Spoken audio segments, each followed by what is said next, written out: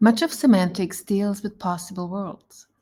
But why? Why should we care about other worlds? Well, it turns out it's not enough to understand the meaning of a sentence by somehow connecting it to our world. Sometimes we have to think about other possible worlds. I know it's tempting to think about the meaning of a sentence as representing something of this world, to be about our experiences in this world. But then, what's the difference between these sentences? Pigs are not flying in this world. Dogs are not flying in this world.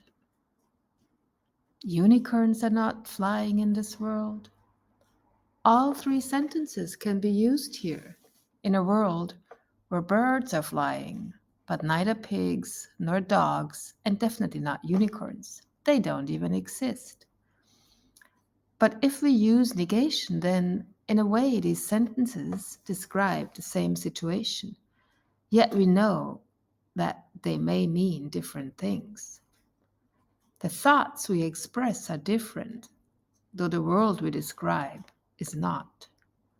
One sentence is about pigs and what they cannot do, and the other is about dogs and what they cannot do, and the last is about unicorns and what they cannot do. All of these are different thoughts. So, how do we describe the meaning then, if it's not always about the world, but about our thoughts? The thing about thoughts is that they are free, they're not constrained by our realities. We can think about all sorts of possibilities, including flying pigs, flying dogs, flying unicorns, or a peaceful world. All these thoughts might be true. They might be true on a different planet, a world different from ours, a possible world. So, in a world where pigs can fly, but dogs cannot, the two sentences would not both be true, which means that these sentences must have different meanings. So, if we take into account other possible worlds, we can distinguish the meaning of these sentences even when in our worlds they all describe the same situation. But that's maybe just an accident of evolution. We can't imagine a world in which pigs are flying. And we know that in these worlds, these sentences would be true. That's all we need to know. And what we now know also is that in order to understand meaning, we must take seriously our thoughts, the things we can think of that are not in our reality. We must consider possible worlds. Now, there are also sentences that must always be true, no matter what, no matter how hard you try. You cannot imagine a world in which circles are square. They simply would not be circles anymore. And we can express this necessity with the modal must. Here, must says that it must be true in all possible worlds. It's a logical necessity. So it would be weird to say circles may be round, can be round, might be round. Unlike must, which expresses a necessity, these modals express a possibility. And so, for something that must be true, it is weird to talk about it as a possibility. It sounds like you simply don't know what a circle is.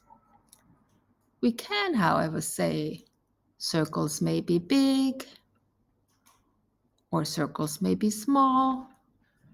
That's what modals do. They talk about possible worlds. Circles are round in all possible worlds. Circles must be round. But circles are small in some possible worlds and big in others. Circles may be big or small. So must is used in statements about all possible worlds, logical necessities. But might is used in statements about some possible worlds. Now, It's a logical possibility that pigs evolved to learn to fly, though perhaps highly unlikely. But we can definitely imagine a possible world in which pigs do indeed fly and they're still pigs. And so we can say pigs might fly someday. Might indicates that this is not a very likely possible world. Among all the possible worlds we can imagine, there would only be some where pigs fly. Hey, wait, I can imagine a world in which I don't have to tell the truth. There is no logical necessity about telling the truth, but still I can say, I must tell the truth.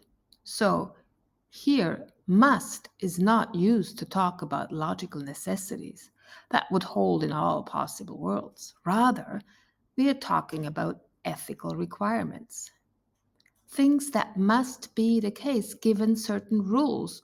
It's an obligation, not a logical necessity. And when I say I can tell you the truth, I don't talk about general logical possibilities. I talk about things that are allowed or permitted within a certain set of rules. We are now talking about those worlds in which these rules hold by convention rather than by logic. But modal verbs do not care. They can be about logic or about rules and obligation, what philosophers call deontic.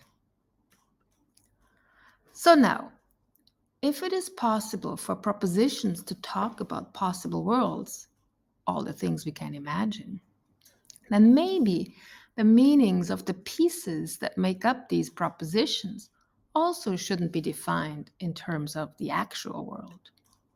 Remember unicorns? They only exist in our fantasy. They don't exist in the real world.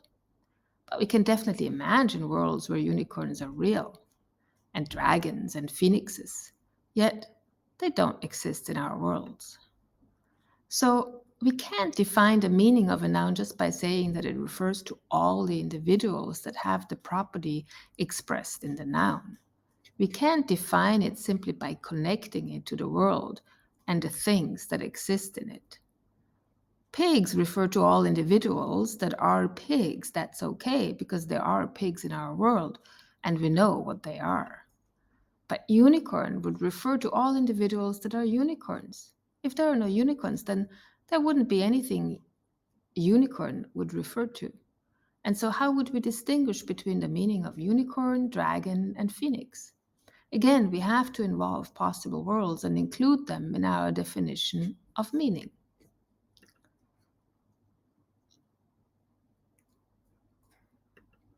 So, in addition to defining the meaning of a word as it relates to our world, their extension, we can also define the meaning of a word as it relates to possible worlds, which are just in our heads, our thoughts. This is their intention. So, extensional meaning is about relating meaning to the actual world, but intentional meaning is about relating meaning to possible worlds. This helps us to explain an interesting philosophical puzzle. Here it goes. Venus is the brightest of all planets. It is visible in the sky first thing in the evening when it was referred to as the evening star, and last thing in the morning when it was referred to as the morning star. So, in terms of their extension, they refer to the same thing. Morning star and evening star both refer to Venus. But crucially, these terms can be part of different thoughts. If this astronaut doesn't know that the morning star is the same as the evening star, he might think, I believe I'm going to land on the evening star. But I could not report this by saying he believed he is going to land on the morning star, because in his mind, the morning star and the evening star are two different stars. And possible worlds and the distinction between extensional and intentional meaning help us to understand this puzzle. And of course, it's pretty cool that we can talk about unicorns and dragons and phoenixes.